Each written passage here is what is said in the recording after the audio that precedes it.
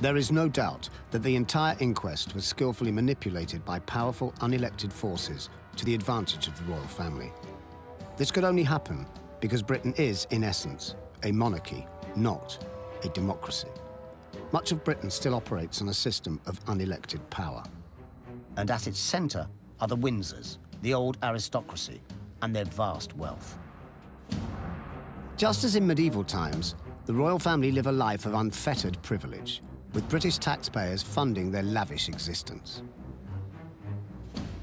I mean, where do we get off on this argument? Only one family, and by the way, a highly unrepresentative family, has the right to a seat to the head of stateship of our country. Now, I think that is a fundamentally flawed argument, and I don't know how it can be used in the modern world. The idea of a hereditary ruler is as absurd as the idea of a hereditary mathematician. Officially, the royal family cost British taxpayers £40 million a year, but that's just the tip of a very large iceberg. The royal palaces are maintained by the taxpayer, even private ones, such as Balmoral. Windsor Castle is theirs too, except, of course, when it burnt down, when the bill for rebuilding it also fell on the public purse. Their wealth includes the vast royal art collection, which is worth billions of pounds and belongs to the British people, yet the people aren't allowed to see it. In return, the royal family refused to obey many British laws, such as the 1968 Race Relations Act. As can be seen from this footage, there are very few non-whites in the royal household. Indeed, it is ironic that the ritual ceremony we are now watching is called Trooping the Colour, because as you can observe, there's barely a non-white face to be seen.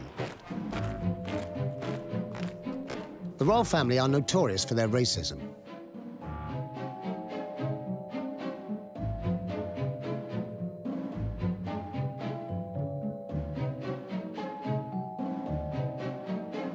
These phrases have all been said by the royals in public, so God alone knows what they say in private. This racism is nothing new. There was a close relationship between the British royal family and the Nazis during the 1930s, details of which remain a closely guarded secret. Were you surprised when you started to find out about, specifically, their relationship with high-ranking Nazis? I mean, Philip's especially. I was very surprised when I found out about Philip's sisters and their connection to Hitler. The fact that the Queen Mother and her husband were inclined more towards Hitler in the beginning. So why does Britain still tolerate its racist royal family? The only serious argument that defenders of the monarchy can muster nowadays is that the royals are good for tourism, and even that is suspect. They're not good for tourism. That's what they say. Whenever someone says that, I always think, right, so countries that don't have a royal family then, like Ireland or France or America, no tourists ever go there then. Because tourists would go to the top of the Eiffel Tower, look out and go, oh, I don't know, it's not a bad view, but the lack of a monarch spoils it somehow. Despite presenting itself as a charming and picturesque relic of the past, the royal family retains a ruthless grip on power in 21st century Britain. It presides over a corrupt and corrosive honours system that keeps tens of thousands of public officials in permanent obedience to the monarchy, all hoping for a knighthood or an OBE in return for a lifetime's loyal service. These are the people who operate Britain's system of government. Judges, coroners, civil servants, police chiefs, permanent private secretaries, members of the secret services, and privy councillors. When I became a cabinet minister, I was made a privy councillor. You swear that you will protect the Queen from all foreign prelates, potentates and powers, and you will report on colleagues if they're disloyal and so on. And they read it to me, and I said at the end, I didn't agree. And they said, you don't have to agree. So I said, what do you mean? They said, we've administered the oath. Now, that phrase, the administration of oaths, which people would have heard, means you're injected with the oath. I've been injected with an oath. The royals don't only use honours and oaths of allegiance to preserve their power. They use intimidation too, as Diana found to her cost. They demand absolute secrecy and loyalty from their subjects, and they stifle dissent. I think of the establishment, our establishment, as a kind of a legal mafia, whose watchword really is the watchword of the real mafia: omerta, silence. That's why many people regard them as gangsters. Gangsters in tiaras. And given Prince Philip's Nazi background, Is it really so unthinkable that those at the top of the present-day British establishment might go to any lengths to rid themselves of a turbulent princess? Well, anything good I ever did, nobody ever said a thing. Never said well done or was it okay.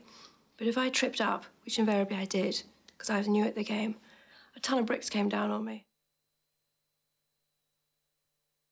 Still, successful producer, Dodie, wasn't he? I mean, what did he ever produce? Fuck all. That's what he produced. Fuck all. He produced his inquest by dying, you know? Successfully getting himself killed. It's just the typical rich man's son, you know? Talentless son of a rich father, then pisses all his dad's money out the wall. You think of that stereotype? And that's Dodie. The media called this the Diana inquest, forgetting that it was also an inquest into the death of Dodi Fayed. In life, Dodi was described by the Duke of Edinburgh as an oily bedhopper. In death, he was dismissed by the press as a worthless playboy. But the inquest revealed these descriptions to be wholly untrue. He loved to make movies. He liked that ability to make movies. That was his chosen profession. The other good thing that came out of the inquest, why it was so successful, is that it cleared Dodi's name. The evidence was overwhelming about the kind of guy he was. Not a playboy, actually. Straightforward, really caring, sensitive, funny man, and not a shit. He was smart, Dodi. He understood everything about his father's profession and his profession. He told me on so many occasions, I want to run a studio. I want to have a studio of my own. Dodi first showed his cinematic talent in 1981 as executive producer of the Oscar-winning film Chariots of Fire.